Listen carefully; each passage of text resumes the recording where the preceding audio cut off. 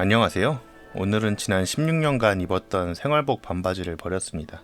애착 빠지거나 뭐 그런 건 아니지만 그냥 편해서 계속 입고 그러다 보니까 어느덧 16년을 입어버렸네요. 처음 그 바지를 샀을 때는 대학생이었는데 지금은 애 둘 딸린 아빠가 되어 있군요. 바지를 버리는데 뭔가 기분이 애틋했습니다.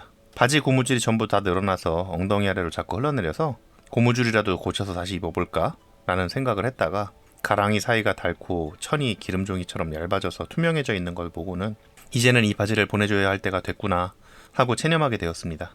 바지를 버리면서 나의 젊은 시절을 함께 해줘서 고맙다, 고생이 많았어 라고 이야기하며 냄새를 맡아보았습니다. 익숙한 섬유유연제 냄새가 은은하게 풍겨왔습니다. 그러면서 옛날에 다녔던 첫 번째 회사를 퇴사했을 때 기분이 생각이 났습니다. 마침 요즘 이직 준비를 하고 있어서 그때 감정이 더욱 생생하게 떠올랐던 것 같아요. 바보 같다고 생각하실지도 모르겠는데 저는 사실 직장에 꽤나 로열티를 가지고 있는 사람입니다. 직장에 불만도 많고 일하는 거를 힘들어 하기도 하지만 반면에 회사라는 조직을 통해서 나르는 사람의 가치가 증명되는 것 같아서 제가 어떤 회사에 다니는지를 중요시 여기고 거기에 자부심을 가지려고 노력하는 타입입니다. 첫 번째 회사 같은 경우는 독보적인 기술력을 가졌던 외국계 기업이었는데요. 그 회사에 다녔을 때 자부심은 어마어마했습니다. 비록 한국 지사는 200명도 안 되는 작은 회사였지만 글로벌 그룹으로 봤을 때는 역사도 100년이 넘고 직원이 4만 명이 넘는 엄청 큰 회사였거든요. 저는 그 회사에 엄청난 애증이 있습니다. 거의 매일 11시까지 일했고요. 일찍 퇴근하는 날은 8시 반, 9시쯤 퇴근했어요.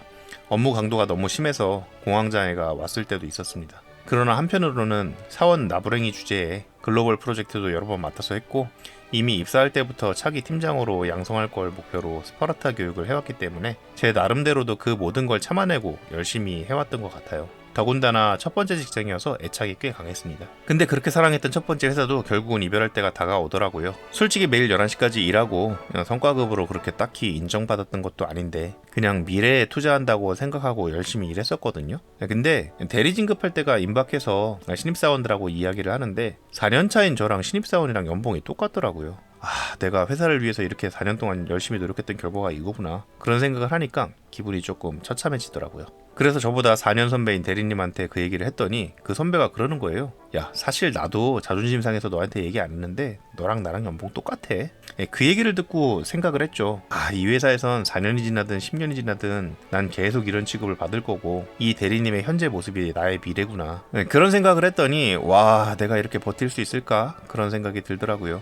근데 그 와중에 사내 정치에도 휘말리게 되었어요. 제 직속 상사였던 부사장이 굉장히 싫어했던 이사님이 한 명 있었는데 그 이사님 부서에 비용 절감해주는 프로젝트를 제가 꽤 크게 성공을 시켜줬었거든요. 근데 아마 자기가 싫어하는 사람한테 성과되는 일을 해준 게 굉장히 기분이 나빴었나봐요. 당시 회사는 연봉의 30%가 성과급이었는데요. 연말에 제 성과급을 안 주려고 무려 부사장이 일개 사원 나부랭이인 제 성과를 인정 안 해주려고 바득바득 우기더라고요. 심지어는 정량적인 데이터와 증빙이 다 있었음에도 불구하고요. 솔직히 부사장한테 사원 나부랭이가 대들어서 이길 수 있겠어요? 게다가 저를 키우던 부장님이 권고사직을 당해서 새로운 부장이 부임을 했는데요. 제 직속 상사 유부녀 여자 과장이랑 불륜을 하더라고요. 그리고는 그 사람한테 성과를 전부 몰아주는 바람에 저는 진짜 퇴사를 해야 되겠다, 해야만 하겠다 그런 생각을 하게 되었습니다. 당시 그 성과라는 게 잘한다고 다 주는 게 아니라 팀 내에서 예산 할당이 있었거든요. 누가 더 받으면 누군가는 못 받는 그런 구조였어요. 부사장은 나한테 성과 인정 안 해주려고 그러지, 불륜 남녀는 서로 성과 몰아주려고 그러지. 완벽한 조건이었죠. 그의 성과급 예산 할당 금액을 그 과장이 정말 많이 가져갔습니다. 그렇게 실수를 많이 해서 회사에 수십억 손해를 입히는 사람이었고 일을 못한다고 전사에 소문이 났던 사람이었음에도 불구하고 차장으로 진급까지 시켜주더라고요. 그렇게 저의 첫 번째 직장 생활은 끝이 났습니다. 결국 위에 언급된 저를 매겼던 3명 모두 제가 퇴사하고 얼마 안 있다가 불미스러운 일들이 표면에 드러나면서 회사를 그만두게 되었어요. 근데 그러면 뭐예요? 이미 저는 회사를 나왔잖아요. 여튼 그 이후에 차라리 조금 더 큰 회사에 가서 더 체계화된 큰 물에서 놀아보자, 그런 생각으로 이번에는 한국 대기업에 들어갔어요. 근데 대기업이라는 조직이 제가 생각했던 거랑은 많이 다르더라고요. 뭐랄까 더 체계적일 줄 알았는데 외국계 기업에서 일했을 때는 제가 스페셜리스트고 나의 커리어는 전문성을 확보한 상태에서 일관되게 쌓여가는 거라고 생각을 하고 있었는데 대기업에 오니까 약간 분위기가 네가 할 수 있는 일은 누구든 할 수 있어, 그러니까 너는 내가 가라는 부서에 가서 내가 하라는 일을 해, 약간 이런 식의 부서나 조직 배치를 많이 하더라고요. 그래도 나름 큰 꿈을 안고 이직을 했는데 가자마자 저를 뽑았던 부장은 퇴사를 했고요. 팀은 리더가 없이 표류하기 시작했습니다. 저희 팀뿐만 아니라 다른 팀들도 사정은 비슷했고요. 고작 대리 나부랭이인 제가 본부장이나 대표이사랑 의사결정을 직접 해야 될 때가 많았습니다. 당연히 중간 리더의 부재로 제가 속했던 부서뿐만 아니라 그 계열사에 속한 거의 모든 조직이 망가져가고 있었고요. 산으로 가는 조직이 무슨 매출을 만들고 성장을 하겠어요. 결국은 입사하고 2년 정도 지나서 계열사가 정리수순을 밟기 시작한다는 소문이 돌기 시작하면서 저는 어쩔 수 없이 또 이직 준비를 하게 되었습니다. 그래서 최종적으로 도착한 곳이 지금 일하고 있는 회사입니다. 그래도 나름 대기업 커리어를 가지고 있었기 때문에 지금 다니는 회사에 입사할 수 있었고요. 지금 같은 경우는 저보다 스펙이 압도적으로 좋은 엄청 유능하신 분들이 많이 입사하셨지만 제가 입사했던 6년 전까지만 하더라도 지금처럼 막 그렇게 허들이 극한으로 높진 않았어서 어렵게 저는 문 닫고 들어왔던 것 같네요. 그래서 이 회사에 들어오게 된 지 벌써 6년째입니다. 저보다 잘난 사람들 사이에서 경쟁하고 살아남느라 정말 무던히도 노력했던 것 같습니다. 솔직히 그 전까지만 해도 저는 제 스스로를 약간 에이스라고 생각하는 경향이 있었어요. 당연히 20대 30대 때 제 직장생활 목표는 임원이었습니다. 고속승진을 하고 고액연봉을 받고 젊은 나이에 임원이 되는 거, 대학을 막 졸업했을 때만 하더라도 그런 모습을 상상하면서 회사 생활을 시작했던 것 같아요. 이제 나이 40이 되고 어느새 저도 팀장급 커리어에 진입하게 되었는데요. 지금 회사에서는 조직 특성상 그냥 나 혼자 내 일, 내 퍼포먼스만 잘 내면 계속 버틸 수 있겠지, 그런 안일한 생각으로 다니기는 했어요. 이전 영상에서 제가 40이 되고 뭔가 잘못된 것 같다고 말씀드렸을 그쯤 제가 슬슬 커리어에 변화를 주지 않으면 생존하기 쉽지 않을 수 있겠다는 생각이 들기 시작한 시점이었던 것 같습니다.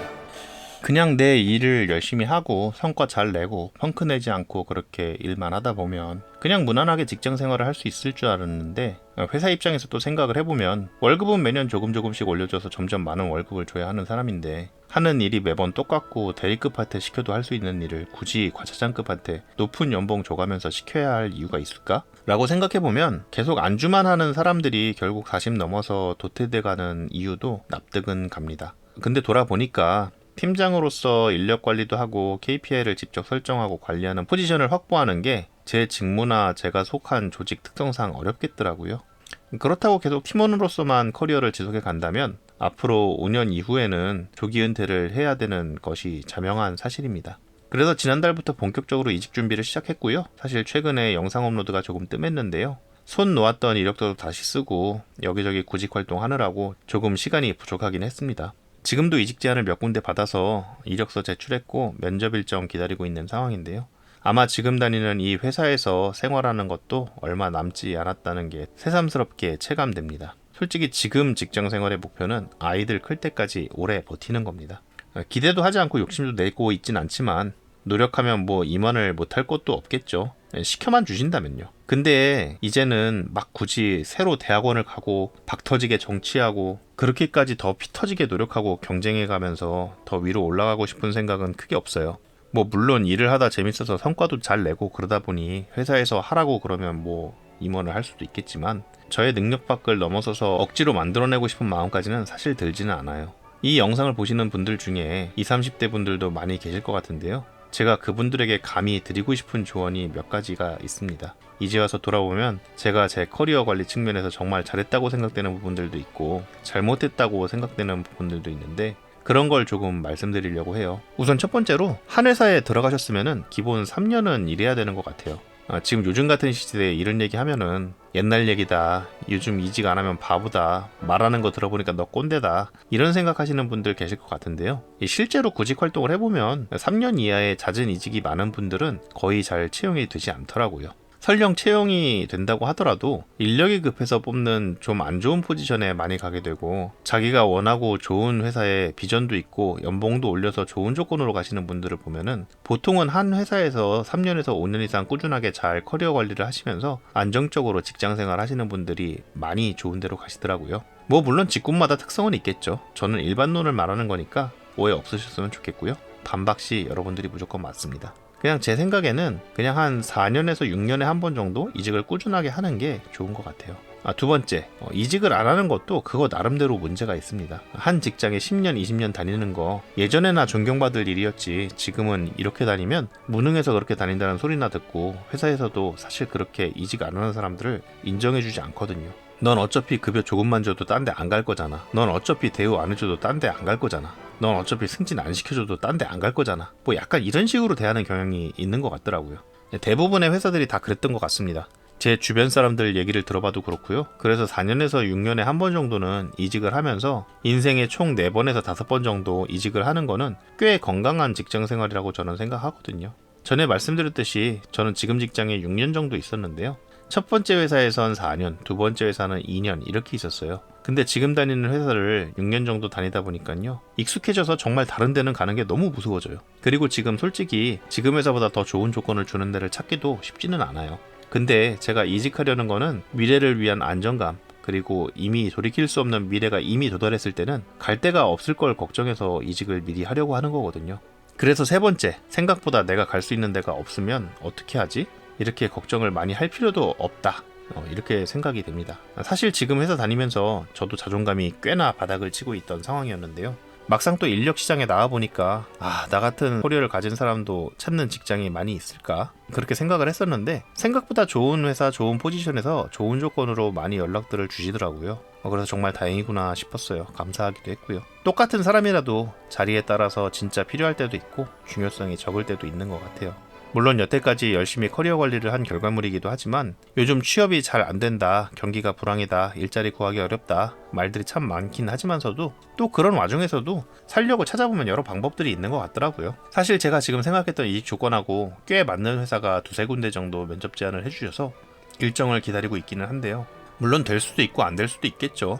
이렇게 얘기해놓고서 하나도 안 될 수도 있어요. 면접을 봐봐야 알겠지만 그래도 또 불러주시는 회사는 또 불러주셔서 고맙고 또 새로 가게 될 회사에서 잘할 수 있을까? 라는 두려움도 있고 한편으로는 지금 저를 괴롭히는 매니저와 언제 잘릴지 몰라서 두려움에 벌벌 떠는 회사 분위기를 생각해보면은 뭐가 됐든지 지금보단 낫겠지. 빨리 떠나는 게 답이다. 이런 생각이 들기도 합니다. 그리고 네 번째, 요즘 세상에 이런 얘기하면 진짜 꼰대같이 들릴지는 모르겠는데 저는 직업관이 진짜 중요하다고 생각하거든요. 그냥 돈 준다고 아무 데서나 일을 하거나 그냥 회사는 내가 하기 싫은 일이어도 벌어먹기 위해서 억지로 가서 일하는 곳이다 라는 생각이 아니라 내 생계를 가꾸면서도 또한 제 인생의 목표를 동시에 이루고 인생의 가치 또한 높여주는 것이라고 저는 생각하거든요. 그래서 여러분들이 직장을 꼭 착취와 피착취 구조 혹은 피할 수 없는 형벌 같은 거라고 생각하신다면 그냥 여러분이 있는 그 회사가 아직 여러분들의 가치를 제대로 못 알아보고 막대하고 있어서 그런 걸지도 몰라요. 언제 어디선가는 좋은 회사가 있을 수도 있고 여러분들의 가치를 잘 알아보고 여러분들을 더 인간답고 훌륭한 인재로서 대해줘서 여러분들이 그 안에서 인생의 의미를 찾을 수 있는 그런 회사가 나타날 수도 있을 거예요.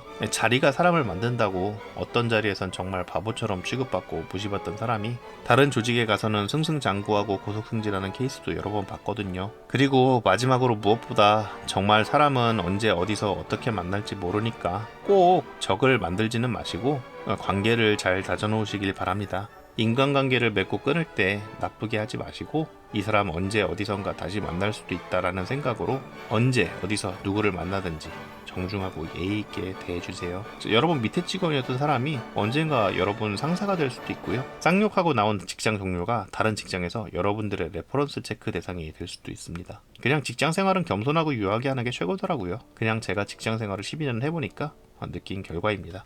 오늘은 쓸데없이 저의 근황과 이직에 대한 저의 생각을 이야기해봤는데요. 제가 여태까지 일했던 회사들은 제가 제 바지에 느꼈던 것처럼 저에게 고마움을 느꼈을까요? 저의 희생과 헌신에 오랜 시간 잘 참고 고생했어, 덕분에 고마웠다 라고 생각해 줄까요? 그랬으면 좋겠네요. 여러분들은 모두 직장에서 그냥 일만 하고 밥벌이만 하는 게 아니라 그 안에서 인생의 의미를 찾고 자기 자신의 진정한 가치를 느낄 수 있는 보람 있는 터전이 되었으면 합니다. 그래서 직장이 여러분들을 어제의 여러분보다 더 나은 오늘의 내가 되도록 발전시켜주는 곳이 되시기를 간절히 기원하고 축원합니다. 다음에 기회가 되면 또 만나요. 안녕.